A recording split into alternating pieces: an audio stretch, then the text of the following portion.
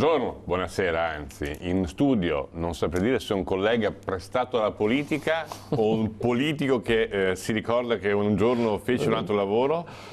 Va bene il nome e il cognome. Marco Zabotti, presidente dell'UDC. Allora, cominciamo Buonasera. con alcune notizie più o meno interessanti. Adesso sull'articolo 18 lei mi dica che sull'articolo 18 la Fornero ha detto noi lo portiamo la modifica in aula e chi non ci sta si prenda responsabilità. Lei mi va a dire che il terzo polo fa cadere Monti? Il terzo polo per esempio è eccepito sulla vicenda della liberalizzazione dicendo stiamo parlando dell'articolo 18, non fate il pesce in barile. No, per dire che la vicenda del senza ma era la stagione inaugurale di questo governo. Lei mi dica che sull'articolo 18 fate cadere il governo.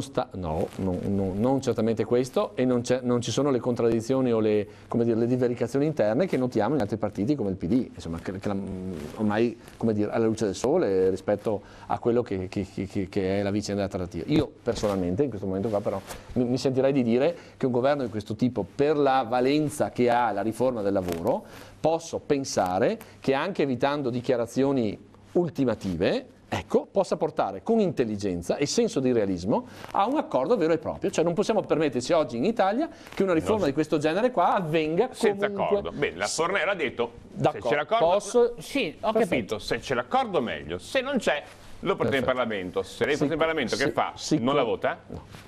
Io sto dicendo in questo momento non lo sono, e allora dico sono ancora nella fase in cui posso dire che ci possa essere. Cosa si aspetta faranno i parlamentari dell'UDC? Voteranno comunque sia ingoiandosi il rospo se il rospo deve essere? Io spero che l'UDC innanzitutto possa dare un contributo serio perché su questa cosa ci sia un accordo, e mi auguro che alla fine sia il risultato. Un'ipotesi di scuola, l'accordo non c'è, la Fornero lo porta in aula, l'UDC secondo lei a quel punto ipotesi di scuola che fa? Mi auguro che l'UDC voti quell'accordo, però che sia ragionevole e serio. Intanto mi fanno vedere